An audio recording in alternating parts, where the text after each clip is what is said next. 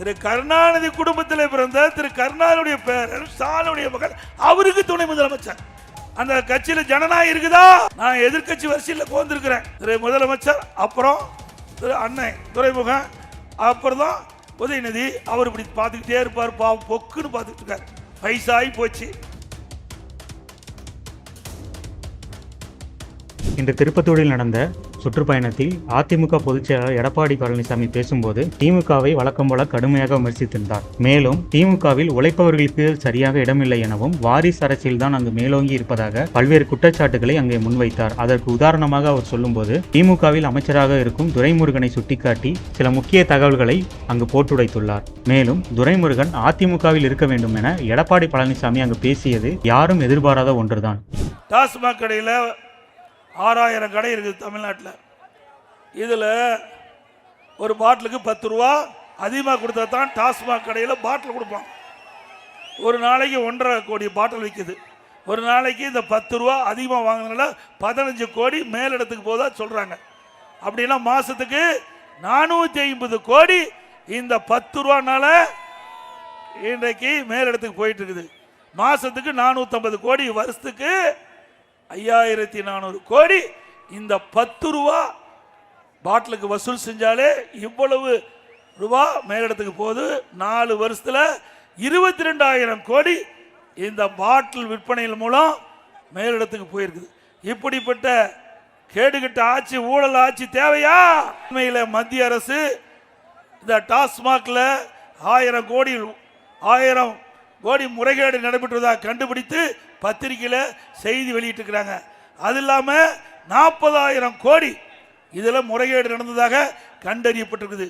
இப்படி ஊழல் செய்கின்ற அரசாங்கம் தான் திராவிட முன்னேற்ற கழக அரசாங்கம் என்பதை இந்த நேரத்தில் எண்ணி பார்க்க வேண்டும். அனைத்து இந்திய அண்ணா திராவிட முன்னேற்ற கழக அரசு இருக்கின்ற பொழுது நிறைய திட்டங்களை கொண்டு வந்து நிறைவேற்றணும். பல திட்டங்களை கொண்டு வந்தோம்.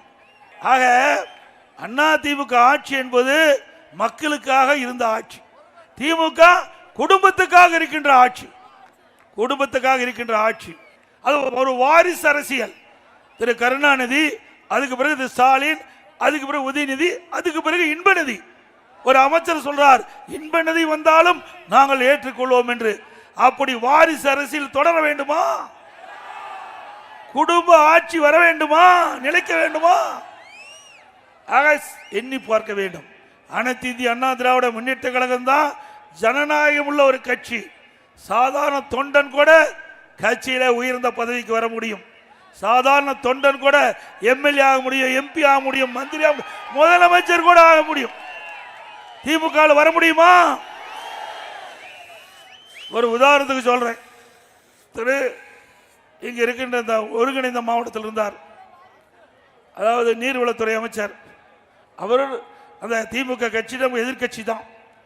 நான் அவருக்கு ஆதரவாலாம் பேசல, ஒரு உதாரணத்துக்காக பேசுறேன். திரு துரைமுருகன் தான் சட்டமன்றத்திலே அதிக நாட்கள் சட்டமன்ற உறுப்பினராக இருந்த ஒருவர். அதிக நாள் இதுவரை யாரும் இல்லை, அந்த அளவுக்கு அதிக நாள் சட்டமன்ற உறுப்பினராக இருந்தவர். எமர்ஜென்சியில் ஜெயிலுக்கு போனார், மிஸ்ஸால ஜெயிலுக்கு போனார். அவருக்கு துணை முதலமைச்சர் கிடைக்கல.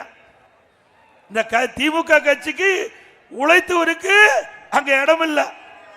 யாரு? திரு கருணாநிதி குடும்பத்தில் பிறந்த திரு கருணாநிதியுடைய பேரன் ஸ்டாலினுடைய மகன் அவருக்கு துணை முதலமைச்சர். அந்த கட்சியில் ஜனநாயகம் இருக்குதா? நான் எதிர்கட்சி வரிசையில் கோந்திருக்கிறேன். திரு முதலமைச்சர், அப்புறம் திரு அண்ணன் துரைமுகம், அப்புறம் தான் உதயநிதி. அவர் இப்படி பார்த்துக்கிட்டே இருப்பார், பாவம் பொக்குன்னு பார்த்துக்கிட்டு இருக்காரு. வயசாகி போச்சு. நான் நினைச்சேன், நீங்க இருக்க வேண்டிய இடம் அண்ணா திமுக, போய் திமுக இருந்ததுனாலதான் உங்களுக்கு இந்த வாய்ப்பு கிடைக்கல. உண்மைதானே? அண்ணா திமுக நான் இருக்கங்க உங்க முன் பேசிக்கிட்ட வாய்ப்பு கிடைச்சிருக்குது. அண்ணா திமுக சகோதரர் வீரமணி இருக்க மாவட்ட செயல் மந்திரி ஆயிருக்காரு. திமுக வர முடியுமா? திமுக பாத்தீங்கன்னா அப்பா மந்திரியா இருப்பாரு, மகன் எம்எல்ஏ இருப்பார். அப்பா மந்திரியா இருப்பாரு, அவருடைய மகன் எம்எல்ஏ இருப்பார்.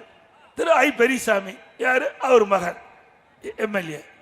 திரு நேரு அவருடைய மகன் எம்பி.